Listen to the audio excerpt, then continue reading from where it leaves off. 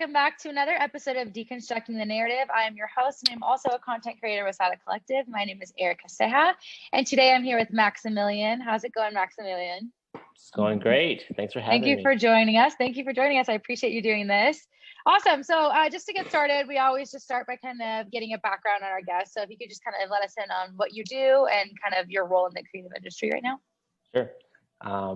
So my name is Maximillian. You may see my name with an AM at the end of it, Maximillian A.M. I am the owner and operator of a creative marketing agency out of downtown Los Angeles named MXI MEDIA, spelled MXI MEDIA. And I started doing what I do as a creative director, as a marketer, as a creative strategist. I started doing that because I recognized that my friends who are creatives, who are artists, musicians mostly, I started in the music industry, I just noticed that they couldn't get their stuff off the ground.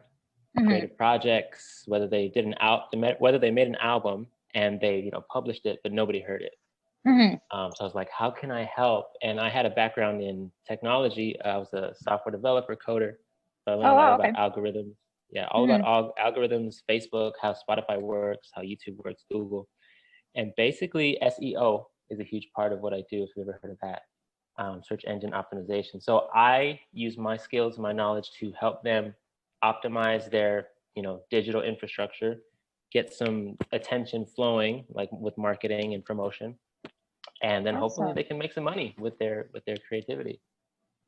Super cool. So are you kind of like more into like the working with creatives versus, or do you have like a creative, did you have like a creative, path of your own before you kind of started working with other creatives? Like, was there anything you did for before, any graphic design or photography or anything like that?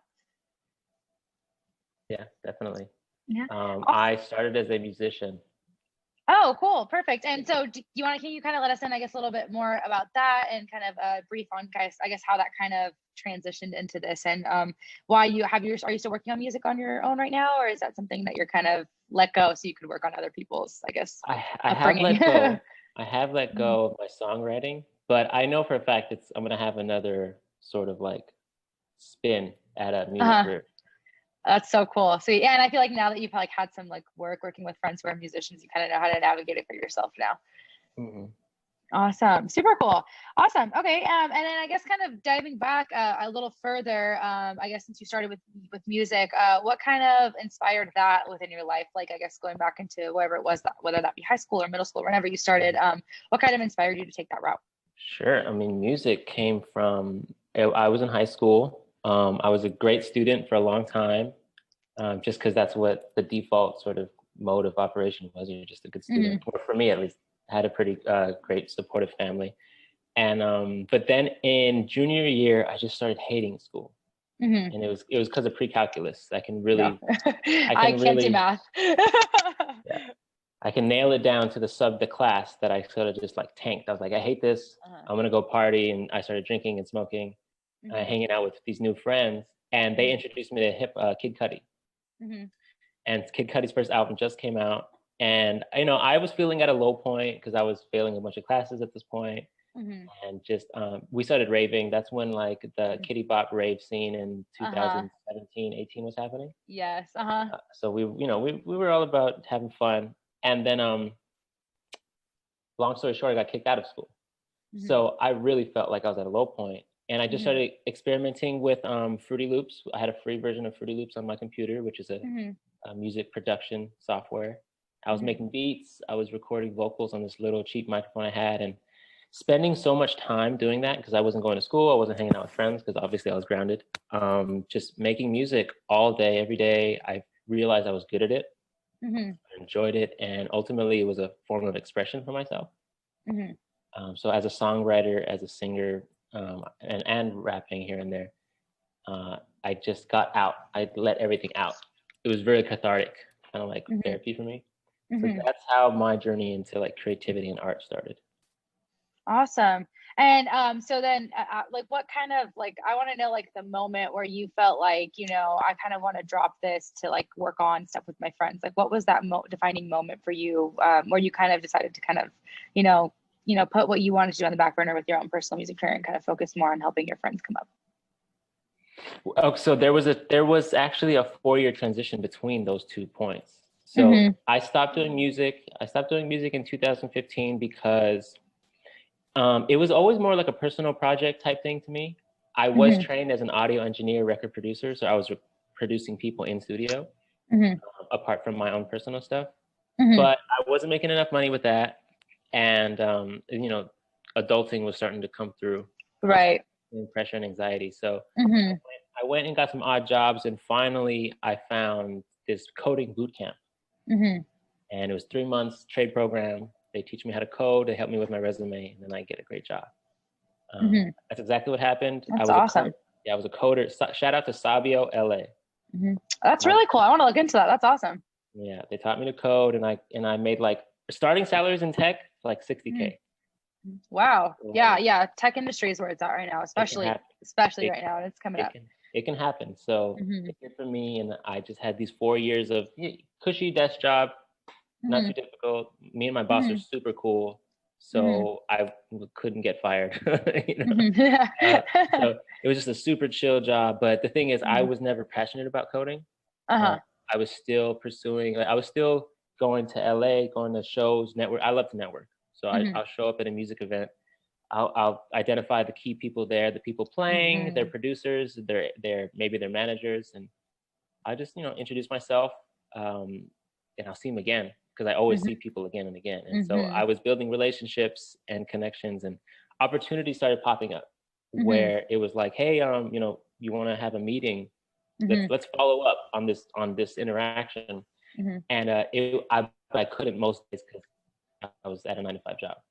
And so after many months of that, I quit my job to focus on this sense, this feeling that I could do something different and make money with it. And so that's when at that point, I had already identified my friends in this music industry are struggling to get their music out, struggling to generate revenue, make any money out of this.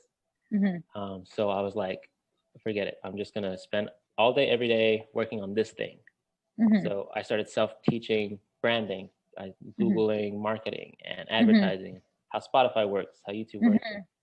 I developed sort of a little portfolio, a repertoire of knowledge and skills, and then I just started helping people. That's crazy. So it all just started by word of mouth, by just you going out and kind of talking to people and saying, hey, like, I enjoy this. Can I do this for you, basally? Yeah, basically. There was a lot of friends early on. I was like, can I help you with your Spotify? And like, and a lot of people were like, yeah, like, please, like, I would love some help. Because everybody's doing it on their own.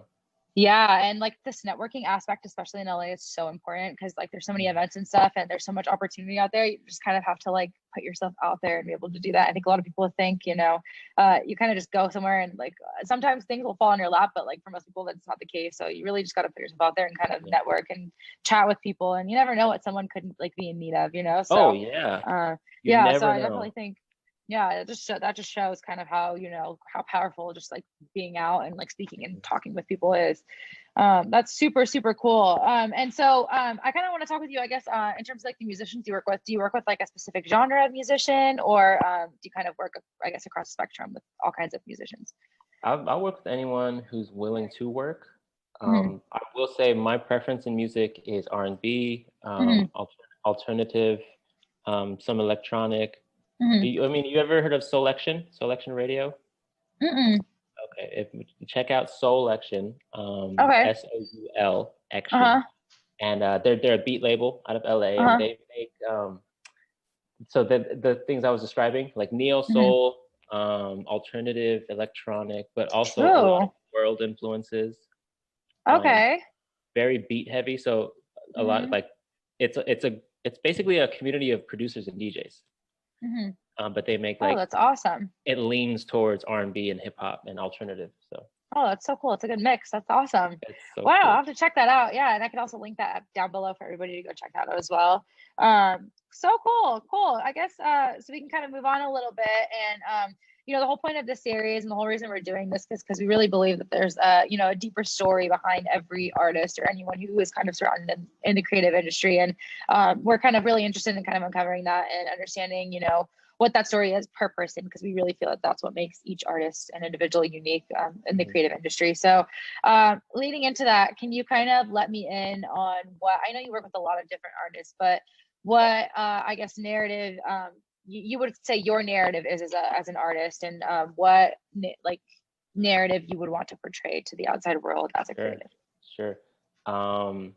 You know, despite me owning this marketing agency, I really do consider myself a creative and an artist first.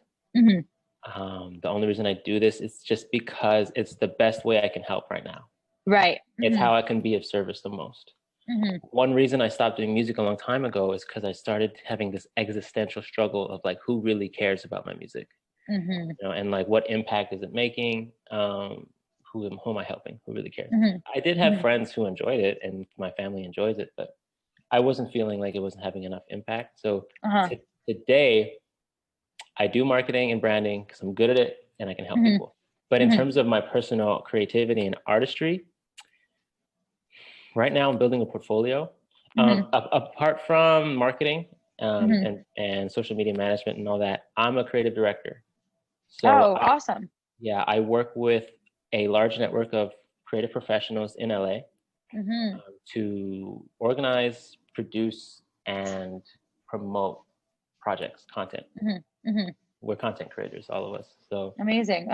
My best friend, he's a photographer, videographer, cinematographer, editor, and musician in his own right. But he and I work together.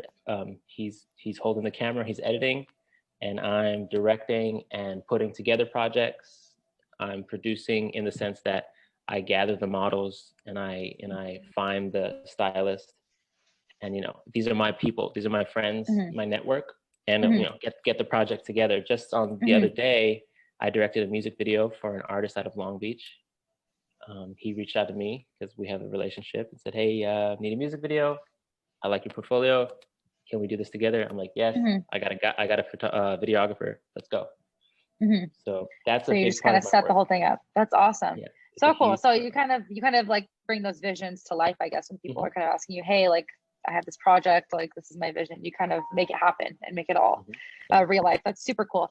And so I guess kind of dialing into that, your creative direction work, how do you feel that this ties in directly with your with you working with other artists, like in the sense of, I feel like because you have such a creative mind, I feel like, a lot of times within marketing and all of that, those areas, there's a lot of people who work with creatives who don't understand the creative industry, but I feel like because you label yourself as a creative first, and you kind of have that eye for it, how would you say that impacts the way that you work with artists, in terms of like when you guys have differing opinions or something, or artistic visions? How do you kind of work around that?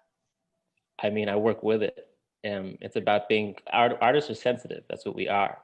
And so I need to continue to be sensitive to their vision and their original intention.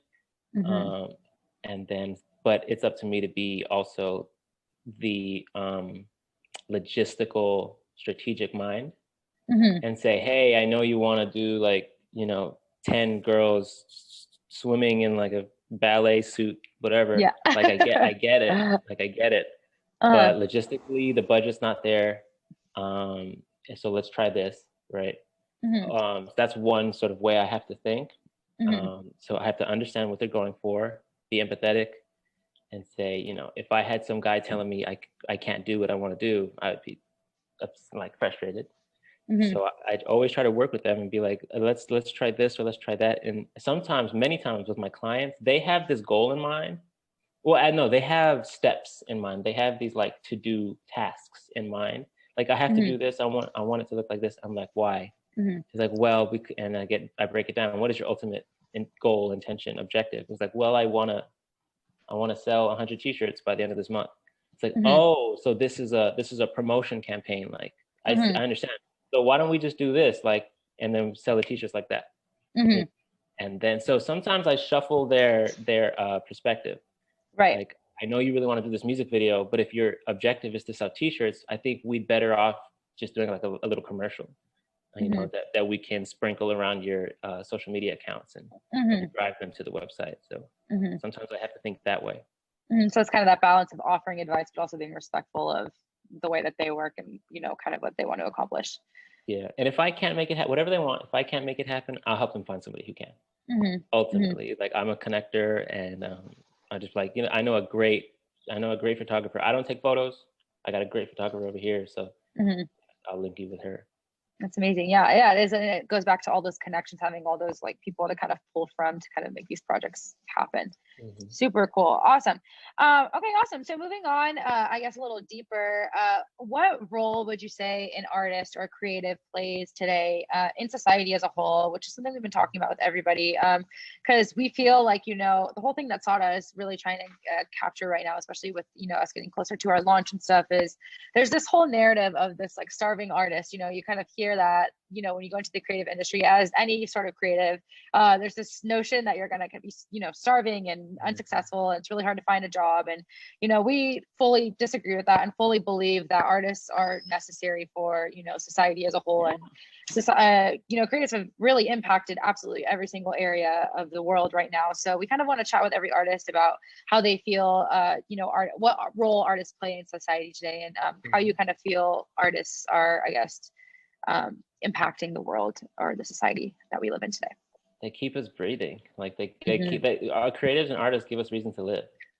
Because otherwise it would just be like, life would just be groceries and cars. Like, there's nothing else that matters, you know. Go to work, and then what else do I do with my day? It's, well, you consume art.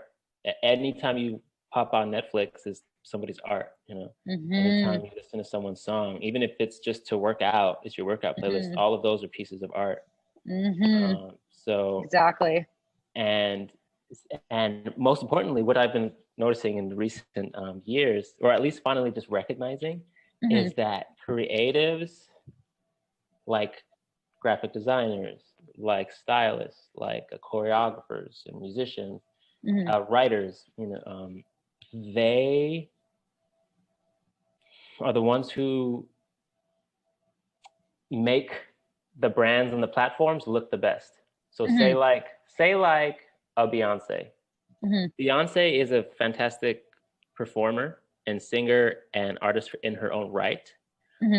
But she decided for, say, like Black is King, she decided that I'm gonna gather the best creatives in the world, all the way from Africa to London, to New York, and I'm gonna get them all together, and I'm gonna produce this project, but they're all gonna give me their ideas, and we're gonna work together to make this great, you know, piece of dance and music and visuals and storytelling, and we're gonna, you know, get all these people together, best creatives in the world, best artists in the world, and I'm gonna use my platform as Beyonce to just launch it and make sure everybody sees it.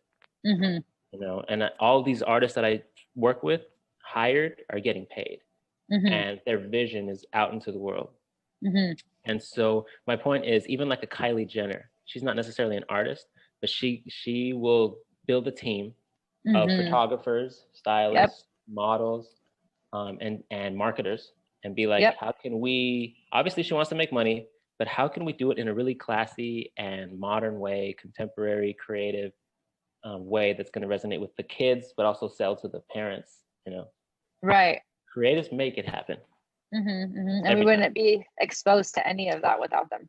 Like, I think what you know, your point about what you're saying, how like you open Netflix and that's someone's art, you put in your earphones, that's someone's art, you know, that's kind of what I've been saying every single time I've been talking to someone about this, because I really feel like people don't realize that you're like digesting art, like with absolutely everything you do, you know, everything has like a creative background, and there would be no like ability to like do anything without it. Like we wouldn't know like if a new show is coming out unless there was a commercial that some videographer made, or photos that some photographer took, or you know what I mean, like all those things like people don't realize are like how important they are. Like I think to most people, they think artists, they think, you know, oh, like painters and whatever, and that's all that art is, you know, but it's so much deeper. And even like marketing, I think it's very heavily art involved, very heavily creative involved. You have to know marketing is its own art form. I think you kind of have to know how to like work with, you know, different platforms and you know, deal with different people, and that in itself is an art form. So yeah, I think it's really important that we kind of, you know, talk about that and put a highlight on that. I would Awesome. say, to add on to what you said, is marketing. The art in marketing is the campaign. Mm-hmm. It's when one person can say, look, maybe it's a new artist. Maybe when Jaden, you know, Jaden Smith, maybe when Mm-hmm. Jaden was coming up, he had all these ideas and he was like, I have so much resources because my dad's Will Smith. It's like, I can, Right. and he, you know, artistic ability, he's really talented. Uh-huh. And so he's like, you know, I have all these ideas, but I kind of need help like getting it out. I don't know the right way to do it. And so the marketer, the art in the marketer is being like, okay, what story do you want to tell?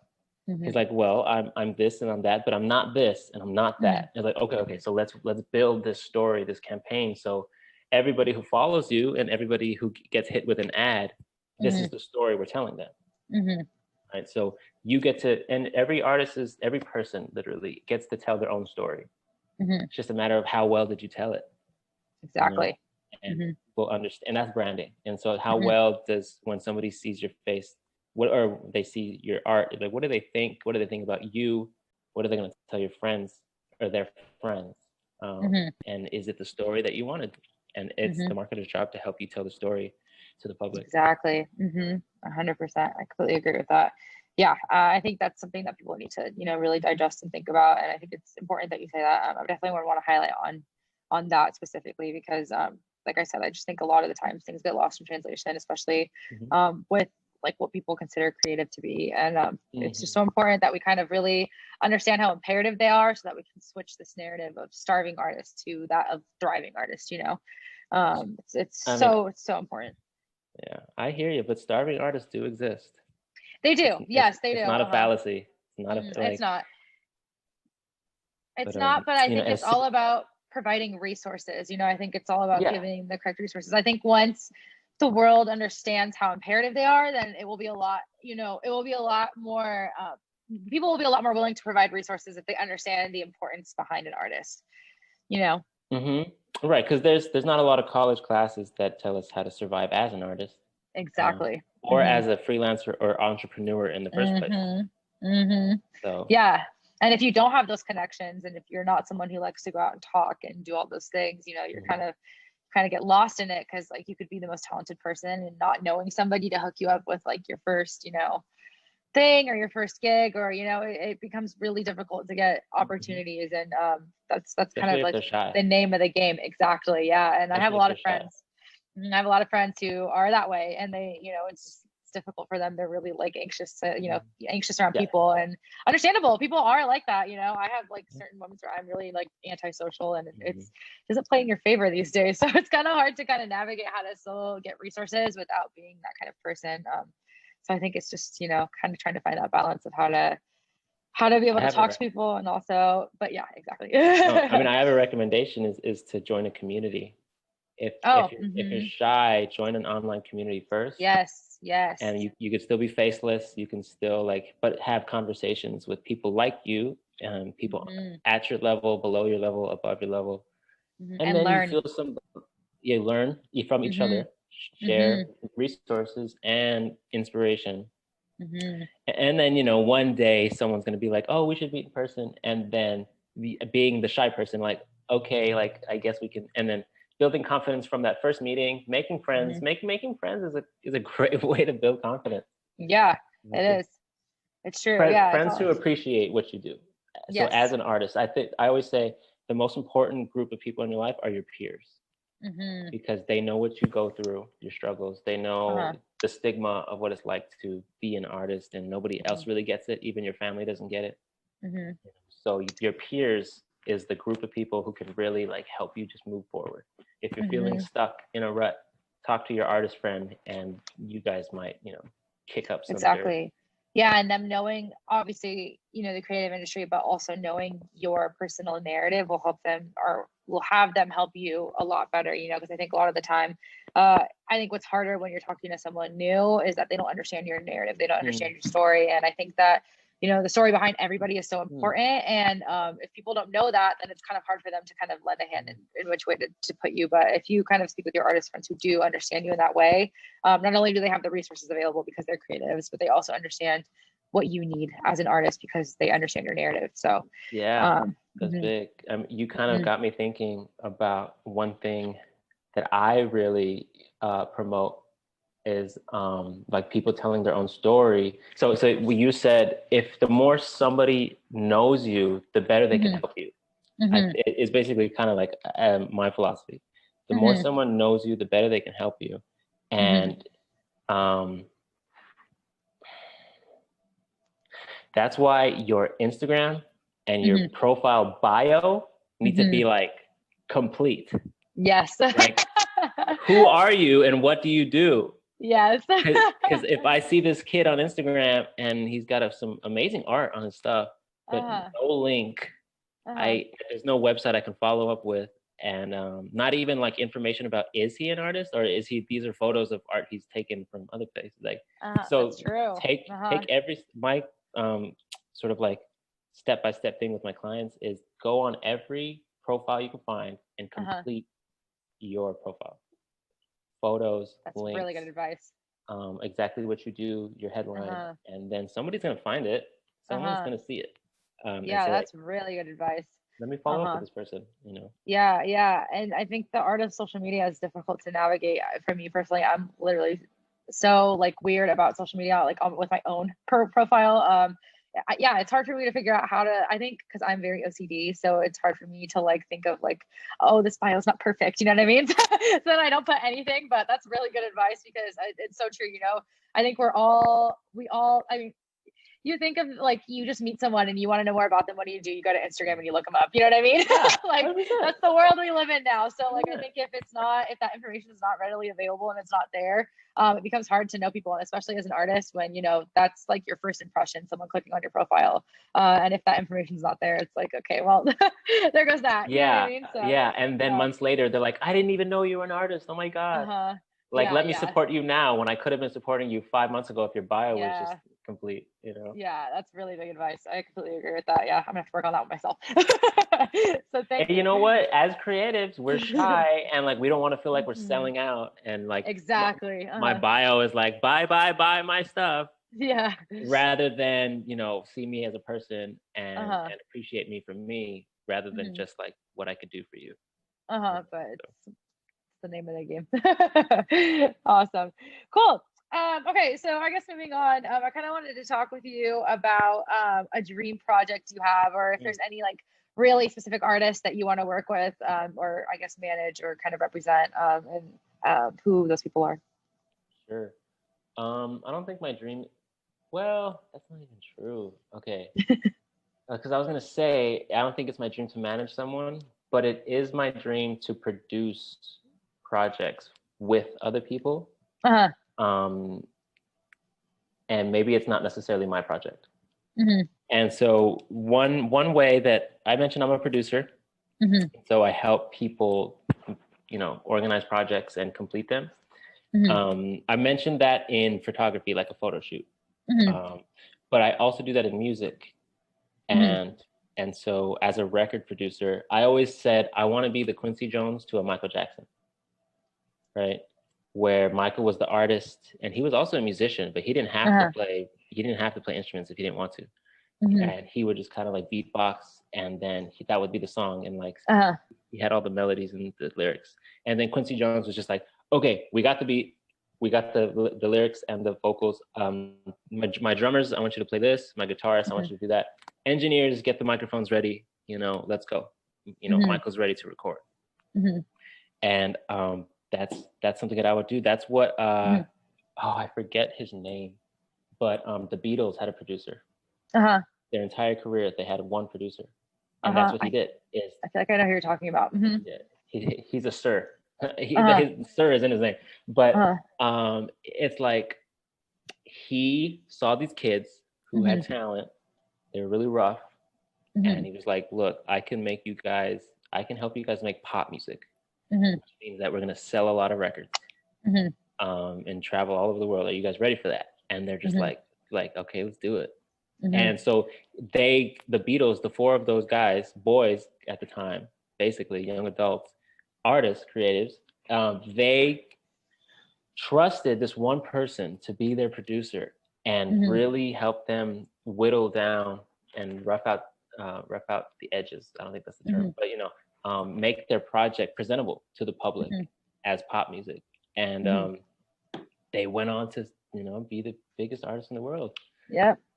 Because they trusted him to say, you know what, our producer says that these guitars aren't working, so we trust his vision. Let's try something else. And so, to answer your question, I think I'd want to do that. Is help a really talented artist, just make it right. Because it's one thing to do the project the way you felt you needed to do it as an artist. That's respect and more power to you. But if it's not going to connect with any audiences, it's like it's a flop. Yep. It's a commercial flop. flop. Definitely.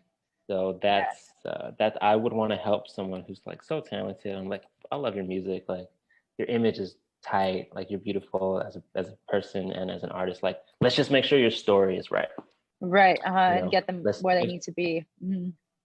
Yeah. So that's probably gonna happen soon. Yeah, I think that's important too, that there's people like you out there who are able to do that because, like you said, there's a lot of people, and I think this goes back to the social anxiety type thing. There's a lot of people who don't know how to like market themselves. And like I said, marketing is an art in itself, and a lot of people don't know it. And social media is constantly changing, and the way that the algorithms work are constantly changing. And if you don't study that, it's so hard to keep up with. And so yeah, like you said, you could be the most amazing artist in the world, and if you're not getting that outreach, you're kind of just like you said, it's flop, and you're kind of losing. You're losing out, and the world's losing out. So I think the fact that there's people like you who have knowledge of those things and are able to kind of bring those artists up is really important in the creative industry, especially because, like you said, so we don't like the starving artist notion, but it exists, and it exists because some people just don't know how to market themselves. It's all about marketing, and so yeah, so that's definitely really important. Sweet, yeah.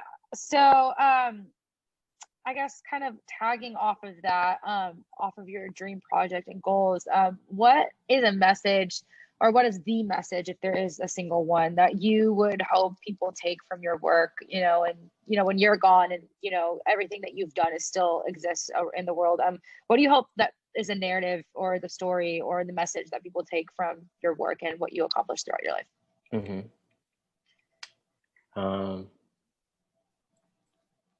It would just be, you can do whatever you want. And it's as long as you be authentic and your true self, but you're also aware of your surroundings, your environment, and awareness includes knowledge. You have to study your craft and your field. And so my message, I think a legacy that I'm trying to build with my Instagram is, and I only have 2,000 followers, but I think most of them understand what I'm doing with Instagram is just living my authentic life and being public about the risks that I take and the wins that I make, and my anxieties. It's kind of like a journal for me, my Instagram, but I also make sure that it's quality posts most of the time. But what I want people to understand is I want them to be inspired, and people are inspired by that. I'm out here just living my most authentic life, and I'm being smart about how I can make a living. And I'm doing exactly what I want to do. And that you can do it too. Anybody can do that. It's just, you got to take your own life into your hands. Your responsibility. So if you want to accomplish something in your life, you just gotta break it down, be strategic. It's a chess game, so you have to see the other side of the chessboard. You have to know the rules of chess to know how to get around the board, and then you got to see what your obstacles are and figure out how to get through those.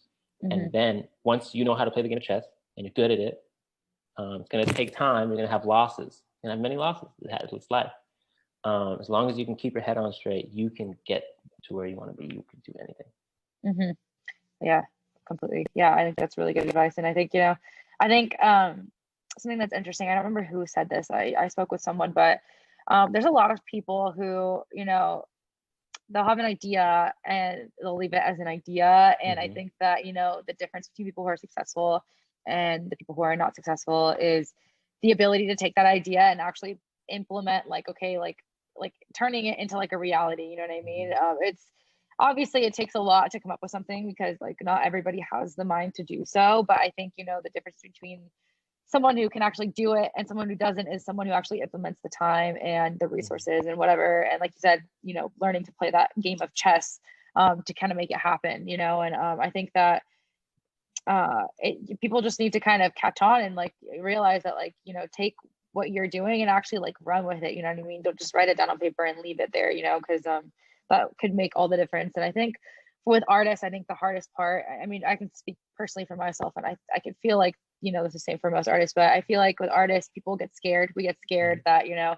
what if we do this and it fails? But like, what if you do it and it fails? Like, who cares? You know what I mean? Like, you could have done it and it could be amazing. Like, you never know, you know? So I think just the ability to kind of do it is so important.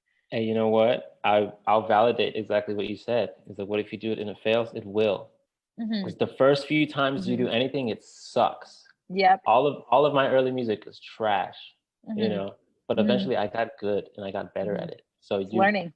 So what if I do it and it sucks? Yeah, it's gonna suck. Give yourself a month and then check back in, and your progress is gonna be dope. As long as you just, I'm very much about daily actions, like daily consistency. So definitely, yes. Okay, and then I wanted to chat with you also about something. I'm gonna see how I can word this so you can understand, but I want to know if there's something that you know now that you didn't know before that you wish you knew before. So basically, like when you were like an early on artist, like something that like you didn't know then that you now know that you wish you knew then, that would have helped you like back then to kind of navigate your career. I guess kind of some advice that you would give your like past self. Well, it would, if I was going to be like, you know, completely just go on the spiel, I would give this spiel that I gave you 5 minutes ago about you can do whatever. Just be smart about it, right? And Google it. Like if I wanna perform at somewhere big in New York, Madison Square Garden. If I want to perform at Madison Square Garden, just like Google how to perform at Madison Square Garden. It's just as simple as that. Just do it. And it's going to tell you, you need to have this type of budget because it costs this much to rent out for the night. And you're going to want to fill like 1 million seats. So you get ready for that. And then you say, okay, I think I could like start here. I'll start here. But anyway, so but see, here's the thing. It's like Back to the Future, where you can't go to the past and fuck with the future. Excuse my language. You can't like mess with the thread of time. Can't do it. I have no regrets. But maybe if the young Max really wanted to be a music artist, and he was making music and mixtapes, but he was only posting it on SoundCloud and not really sharing it, I would have told him, like, you got to make sure somebody hears it. Like, you made this cool EP, but now go print some CDs and like play it on the street on a big speaker and pass out some CDs, or go do more open mics. Make sure people know your name and connect with them. I know social media is like, it's only really Tumblr right now, but just get your music out if that's what you really want to do. And, you know, and the more consistent activity you do, the more momentum you'll have, and the bigger you'll get, as long as you're it's really what's meant for you. And I guess kind of going off of that, like, are there any core resources that you would have like given to yourself back then that you like know now and you're like, oh my God, that would have helped me so much, like back in the day? I don't know. So I've learned a lot about the music industry and music marketing in the past 5 years. Was Spotify around in 2018, 19? I think so. Right? I don't know. Maybe. I feel like it was, but I'm not sure. I don't want to like say yes and then it wasn't. Yeah. So I'm sorry. I'm saying 2017. 2011 is when my music. Oh no, definitely not. No, 2011. 2017. I'm pretty sure. Yeah, 2011 is what I'm thinking. That's when I was in high school making music. So resources. Damn, I would have had him Google how to promote music. How to market music. Just read those articles and you're gonna figure it out. Because that's all it took me today or years ago. It's like just how to do that. I was like, oh, okay, this is what they do. You know, some artists have a manager, some have an agent. Some just have a promoter. Others pay for ads on stuff. With Spotify, there's a whole bunch of things you can do these days. I could write a 10-step to-do list for artists right now in order to grow on Spotify. But for the old me, I would have just been Googling and learning. Because back then, how did you promote music? Like someone would have to publish you on like a newspaper article or something, or you'd have to get word of mouth. Yeah, you'd have to get on the news. You'd want to be on like an Oprah show or something, or so that's one way to like people learn about you and listen. Make sure your website is tight. Make sure all your music's available. YouTube was a big one. I know that. YouTube was happening. So post all your music on YouTube. Make sure it's very searchable, and just share the links with everybody, but do it like in an organic way. So those are some of the tips that I gave. Definitely, yeah. And would you say there's any other advice that you would lend to a creative, maybe not necessarily in the music industry, but just in general, on how to navigate like a new creative, like someone who's just entering the creative industry, a new artist? Is there any other advice you would lend to them on how to kind of navigate through this industry? And I guess like one of your best tips that you've kind of learned from working with other artists and from your own experience as well. I mean, generally, I would say, get straight in your head what you want. Whether it's you want to make a bunch of money or you just want to make art just because it's for you. And can you be happy with not making money? Like, because you already have a good job that, they're not necessarily trying to like go all in, but say they did want to go all in. They wanted to be a painter. I know a lot of muralists, right? So they love doing murals and they want to make money with it. So those types of people, I can give specific information is the same as the last two. You can do anything and Google everything. And then the third one would be just be consistent. Always get better at what you do every day, whether it's painting, networking, or marketing yourself.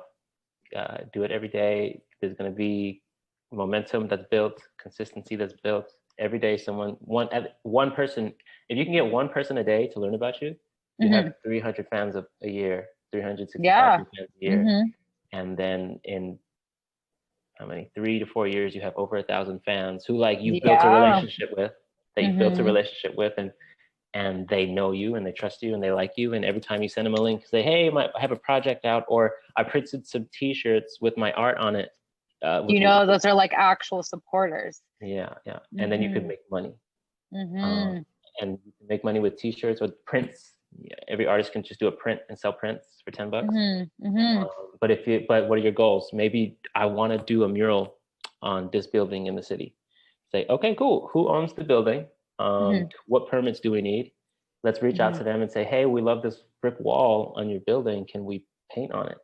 And if they like you and they like your work and they think it'll fit their brand, it's like, take the wall. We'd love some art on our wall. And now you have this amazing mural in your own city. And you're a muralist. You're a professional muralist. And there you are. You win, Right. Yeah. That's such good advice. And I think, I think like you said, just kind of figuring out, I think it's all step by step, you know what I mean? I think, again, like going back to like what I was saying about like having these dreams, I think it's like people want to jump from A to Z real quick, you know what I mean? But it's like, there's all these steps in the between that need to happen. And like, it is all about the communication. Like if, like you said, like if there's a mural and the first thing you should do is know who owns the building, you know what I mean? You can't just go and like expect that one day it's just going to happen, And I think that, just taking each step at a time and being careful. And it's that, like you said, that learning how to play that game of chess. So everything just falls into place. Yeah. Just doing your research. Cool. Well, thank you so much. I think that was, you have some really great advice. And I think for me, especially too, especially in terms of the bio thing, I need to work on mine. But thank you so much for joining us and for sharing all of your knowledge with us. I really appreciate it. And I do have one last question, but it's a little fun one that we've been asking everyone. We've been asking everybody what their favorite song is. I think I'm going to make a little Spotify playlist at the end of all this. So what is your favorite song right now? That's such a high pressure question. I know. Okay, look, I'm not going to tell you my favorite song now. I have a playlist. I'm a playlist curator. I had a radio show in the UK a long time ago. So I have credentials, I have a resume. But I have a playlist I made maybe like 5 years ago called All Time Faves. And okay. Kid Cudi's Simple As is on there. The Cure's Close to Me, the closest mix. Okay. It's a different drum beat and it's a little bit slower. Huh. Amy Winehouse, Just Friends. Suzanne Vega, Tom's Diner. Chance the Rapper, Summer Friends. Love that song. But if I had to choose one, this is like a hot take. But it's the first one on the playlist, called Two Against the World by Rose McGowan. Okay. It was on I haven't heard that. Yeah. It was on a movie soundtrack. It Okay, was called Planet Terror by Robert Rodriguez, who's Quentin Tarantino's homie. Oh, okay. Oh my gosh, I haven't seen that. I have to see that. Yeah, the song is so good, but it's just like a 2-minute like guitar, acoustic, and vocal. Oh, amazing. Love it though. Love it. Okay, I have to go check those out. Cool. You gave us a bunch of stuff. I'm excited to create this place. It's going to be all over the place, but I think it's going to be fun. So it'll be really cool. Yeah, sweet.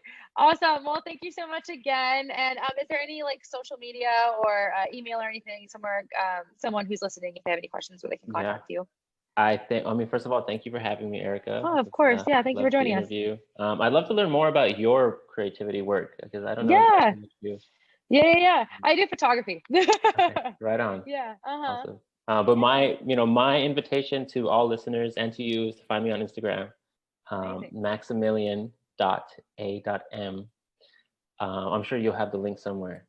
Yeah. And find me there, because Instagram is like my center, my hub of social media, and there they'll find my website and they can find all my other links. So amazing. Instagram. Cool. Well, go check him out, everybody. And thank you so much for joining us. And to anybody who's watching, and also to you, if you have any friends that you would like to throw our way, please do so, because I'm in the process of reselecting everybody for our next phase. And we're moving into, and especially right now, we're getting closer to our launch. So it's a really good time to kind of participate in this series. So if you have any friends, or if anybody watching has any friends you guys would like to send my way, you can do so. I think we still have the link in our bio. I'll have to go check on that. If not, I can put it below on the video for this. For the type form, you can go ahead and submit an application to be interviewed for this series, or you can also email me directly at erica@sadacollective.com. So thank you again, and thank you everybody for watching, and I look forward to doing another episode. So I'll see you all soon.